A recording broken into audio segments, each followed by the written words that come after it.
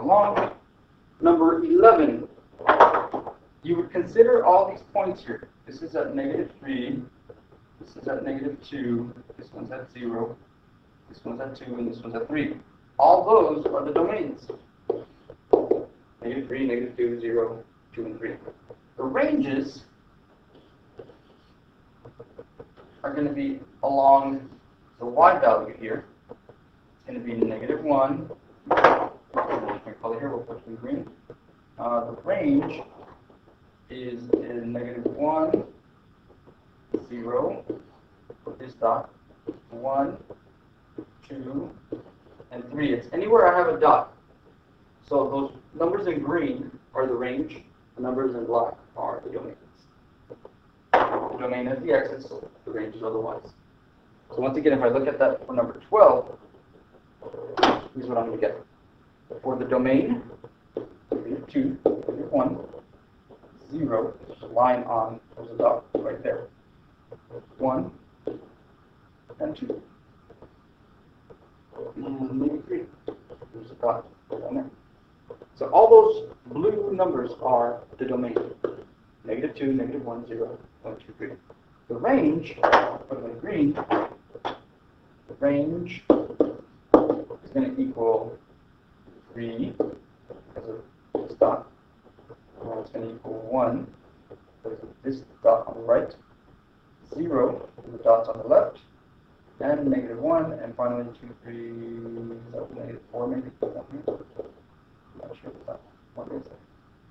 The range will be 3, 1, 0, 2, 1.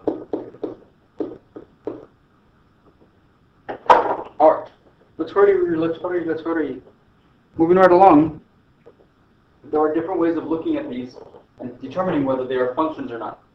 What I would like you to do is think of these as a bunch of vertical lines going through them. Every one of these blue lines can only cross the graph at one point. So this one crosses at one point, that one crosses at one point, that one at one point, that one at one point, that one's 1 point, and this one maybe up here once. As long as they only cross it once, then yes, it's going to be a function. You can only cross it once.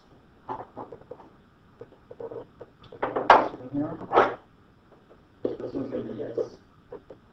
Let's move that over to the slide, over to this side. And you'll notice that these are going to cross twice. The moment it crosses it more than once, it's not a function. No, it's not. Try. Slide that over here.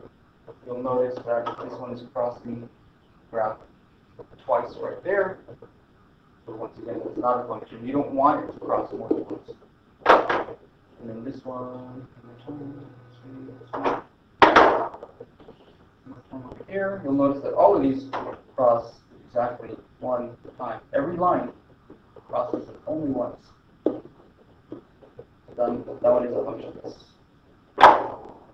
Right. Okay, moving right along. How do you determine whether these are functions or not? If you can get the letter y by itself, like this one on number 17, it does have the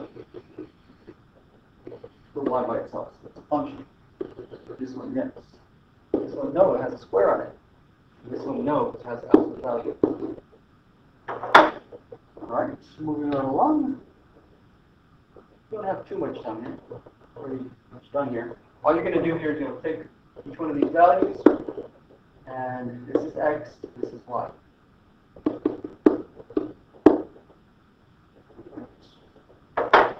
Alright, looks like we're out of time.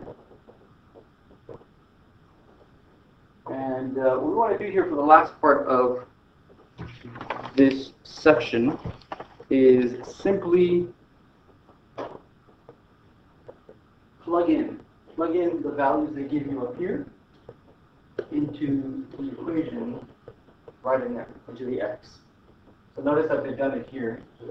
They did it here, and they did it here. Do one at a time, and you're going to get 8 plus 3, which is 11, 0 plus 3, which is 3, and then negative 12 plus 3, which is 3.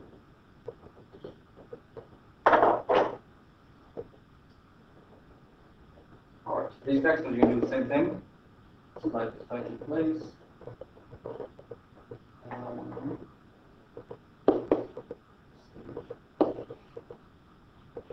Negative 3 times 2 plus 5. That's negative 6 plus 5. 8 is negative 1, so that's our first answer. Do it again, but plug in 0 this time. 0 plus 5. And the last one, once again, plug in negative 3.